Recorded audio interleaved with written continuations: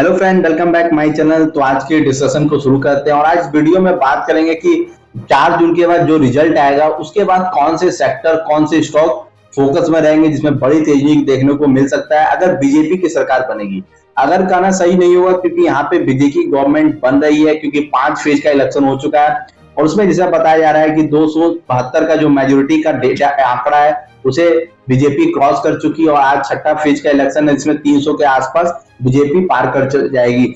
अगर बीजेपी की सरकार किसी कारणवश अगर नहीं बनती है, तो अगर इंडिया अलायंस की बनती है तो कौन से सेक्टर, कौन से स्टॉक अगर चर्चा में रहेंगे, कौन से फोकस में रहेंगे, किस स्टॉक में तेजी आएगी, ये भी जानेंगे। अगर आपको लग रहा है दिमाग में कि सरकार किसी की बनी, इकोनॉमी तो आगे ही बढ़ते रहेगा, स्टॉक तो सब लोग चलेंगे, लेकिन ऐसा नहीं होता है क्योंकि गवर्नमेंट का फोकस डिसाइड करता है कि कौन सा सेक्टर में तेजी आएगी, इकोनॉमी किधर जाएगा। अगर आप इंडी गठबंधन और या फिर कांग्रेस का मैनिफेस्टो देखे या बीजेपी का मैनिफेस्टो देखे, आपको उसमें बड़ा अंतर दिखेगा। अगर बीजेपी के मैनिफेस्टो देखेंगे उसमें आपको दिखेगा एक विजन है कि जैसे कि हर घर को पाइप से गैस पहुंचाना है। दूसरा कि आने वाले टाइम में जो टिकट होता है उसे वेटिंग लिस्ट से मुक्त करना है। ये सारा एक विजन है, तो इसमें अलग सेक्टर में इंप्रूवमेंट आपको देखने को मिला। अगर वही कांग्रेस की बात करें उसमें कई तरह की चीज आपको देखेंगे, फ्रीबीज वाला चीज ज्यादा देखने को मिलेगा, उसे इकोनॉमी में अलग तरीके का डेवलपमेंट होता है। लेकिन अब बीजेपी की बात करें तो वो इंफ्रास्ट्रक्चर पे ज्यादा फोकस करती है, टेक्नोलॉजी पे ज्यादा फोकस करती है, न्यू टेक्नोलॉजी पे ज्यादा फोकस करती है। इसलिए वैसे सेक्टर जैसे रिन्यूएबल एनर्जी हो गया, उन सेक्टर पे फोकस ज्यादा कर रही है। तो वैसे में ये सारे सेक्टर फोकस में रहेंगे। तो हम लोग इसी में जानेंगे कि कौन से स्टॉक, कौन से सेक्टर बीजेपी गवर्नमेंट बनने पर फोकस में रहेगा और कौन से स्टॉक, कौन से सेक्टर कांग्रेस की गवर्नमेंट या इंडिया अलायंस की जो गवर्नमेंट है वो बनने पे फोकस में रहेगा। तो चलिए शुरू करते हैं वीडियो को। उससे पहले आपको एक डेटा दिखाता हूँ कि उसके आपको उससे पता चलेगा कि अभी जो स्टॉक मार्केट में आपको तेजी दिख रही है वो बिल्कुल भी तेजी नहीं है। ये कुछ लोग 4 जून का इंतजार कर रहे हैं, उसके बाद डिसाइड करेंगे कौन से सेक्टर में, कौन से स्टॉक में बाइंग करना है। म्यूचुअल फंड का डेटा आपको दिखा रहा हूँ कि जिसमें म्यूचुअल फंड आपको देखिए डेटा से आपको पता चलेगा कि ये म्यूचुअल फंड है और भी कई सारे बड़े इन्वेस्टर्स है, फॉरेन इन्वेस्टर्स है, वो सारे लोग इंतजार कर रहे हैं 4 जून का कि क्या 4 जून का होने वाला है। तो यहाँ आप देख सकते हैं कि यहाँ म्यूचुअल फंड का डेटा है जिसमें बताया जा रहा है कि म्यूचुअल फंड जो है लगभग 1,36,000 करोड़ के कैश पे बैठा हुआ है, यानी कि अभी भी कैश में है और इंतजार कर रहा है कि सही टाइम में आए, 4 जून रिजल्ट आए, एक डायरेक्शन मार्केट को मिले, एक डायरेक्शन इन्वेस्टर्स को मिले, ताकि पता चले कि कौन से स्टॉक, कौन से सेक्टर में खरीदारी हो रही है, वहां पे पैसा लगाया जाए। और इस तरह से कई सारे बड़े इन्वेस्टर्स होंगे, एफआईज होंगे और भी कई डीआईज होंगे, वो सारा इंतजार कर रहे होंगे। इसलिए आपको मार्केट 4 जून के बाद एक बहुत अच्छा डायरेक्शन और बहुत बड़ी तेजी आपको देखने को मिलेगा। तो चलिए हम लोग देखेंगे कि कौन कौन से स्टॉक्स है, कौन कौन से सेक्टर है। वीडियो में पूरा बने रहिए और आपसे रिक्वेस्ट होगा कि प्लीज चैनल को जरूर सब्सक्राइब कर लीजिए। पहले अगर हम लोग सिनेरियो की बात करें कि कौन कौन सा सिनेरियो मार्केट में 4 जून के बाद हो सकता है। पहला जो सिनेरियो है कि एनडीए की बात कर रहा हूं, जिसमें बीजेपी 300 से 325 सीट ला सकती है, जो कि काफी मार्केट का इस पे रिएक्शन जो होगा वो वेरी पॉजिटिव होगा। काफी पॉजिटिव रिएक्शन मार्केट का होगा अगर बीजेपी 300 से 325 सीट के बीच लाती है।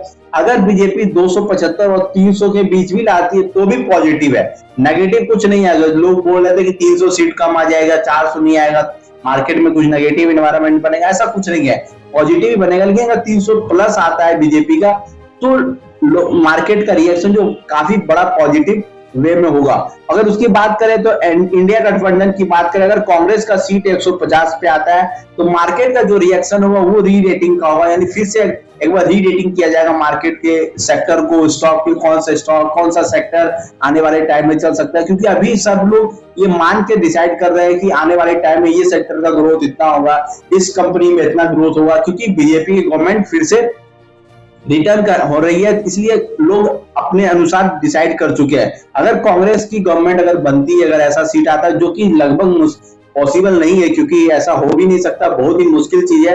अगर हो जाए तो पता नहीं क्या हो सकता है, कुछ भी हो सकता है दुनिया में। लेकिन अगर बात करें तो यहाँ पर अगर इंडी गठबंधन या कांग्रेस की 180 सीटें आती है, ये दोनों कंडीशन में मार्केट का रिएक्शन फिर से एक बार सब चीजों का री रेटिंग का होगा, कई सारे स्टॉक का री रेटिंग होगा और डी रेटिंग भी हो सकता है कई स्टॉक की, क्योंकि कई सारे सेक्टर जो एनडीए गवर्नमेंट में फोकस में रहेंगे, हो सकता है वो इंडिया अलायंस वाले में फोकस में ना हो।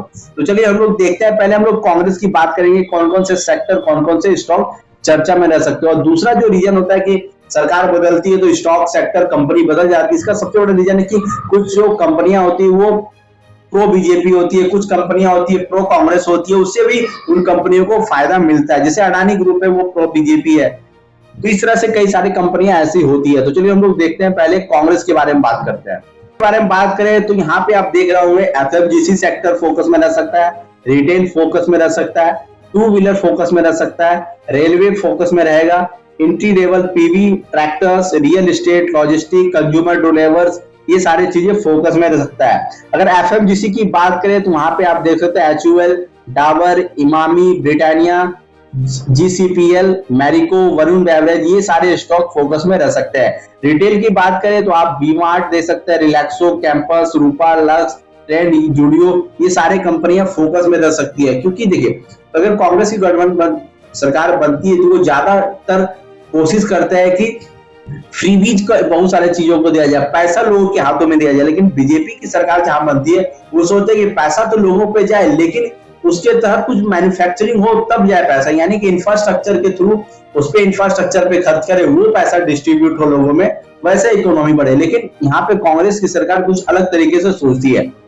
उसके बाद अगर बात करें तो टू व्हीलर सेगमेंट पे हीरो मोटो कैप दे सकते हैं, टीवीएस मोटर दे सकते हैं। रेलवे की बात करें तो रेलवे में आप HBL power, siemens. Entry level PV और ट्रैक्टर्स की बात करें तो Maruti Suzuki, MM, escort. Real estate की बात करें तो आप DLFL दे सकते हैं, और अभी जो रियल एस्टेट कंपनियां उसमें तेजी आपको देखने को मिल सकता है। लॉजिस्टिक की बात करें तो आपको डिलीवरी, महिंद्रा लॉजिस्टिक, ये दोनों कंपनी में फोकस करके रखना है। और कंज्यूमर ड्यूरेबल्स की बात करें तो बजाज इलेक्ट्रिक, ऑरेंटिक इलेक्ट्रिक, क्रम्पटन कंज्यूमर, ये सारे कंपनियों में फोकस रह सकता है अगर कांग्रेस की सरकार बनती है, यानी इंडिया अलायंस की सरकार बनती है तो। लेकिन अगर बीजेपी की सरकार बनती है तो क्या होगा, अगले वीडियो हम लोग देखते हैं। और इसे आपसे पहले रिक्वेस्ट है कि चैनल को सब्सक्राइब करना भूल जाते हैं, इसलिए आप चैनल को सब्सक्राइब जरूर कर लीजिए। बीजेपी की गवर्नमेंट बनती है तो कौन से सेक्टर, कौन से स्टॉक फोकस में रह सकते हैं। यहाँ पे आप देख सकते हैं कि इंफ्रा की बात करें, वहां पे आपका एफएमजीसी, यहाँ पे infra, L&T, Adani port and road, उसके बाद मेट्रो, EPC कंपनी जो भी होता है। कैपिटल गुड्स की बात करें तो आप सीमेंस दे सकते हैं, ABB दे सकते हैं, कोरोमंडल देख सकते हैं, सिलेंडर देख सकते हैं, ESB दे सकते हैं, ESAB देख सकते हैं। उसके बाद देखते हैं किर्लोस्कर देख सकते हैं, न्यूमेटिक कंपनी देख सकते हैं। ये सारी कंपनियां जो कैपिटल गुड्स की है उसमें आपको तेजी यहाँ पे देखने को मिल सकता है। डिफेंस की बात करें तो AHL, BEL, BDL, BEML, Mazagon dock, Cochin shipyard, ये सारे कंपनी आपको पता ही है कि फोकस में रहेंगे ही। उसके बाद सीमेंट की बात करें तो अल्ट्राटेक और अंबुजा सीमेंट, ये दोनों काफी फोकस में सकते हैं, और अंबुजा सीमेंट भी काफी फोकस में रह सकता है। अडानी ग्रुप की कंपनी है इसलिए फोकस में रहेगा ही। अगर न्यू एनर्जी की बात करें तो रिलायंस एनर्जी, स्टर्लिंग विल्सन, वारी रिन्यूएबल्स, L&T, प्राज इंडस्ट्री, ये सारे स्टॉक फोकस में रह सकते हैं। मेटल की बात करें तो JSPL और JSL, ये दोनों स्टॉक फोकस में रखते हैं मेटल में।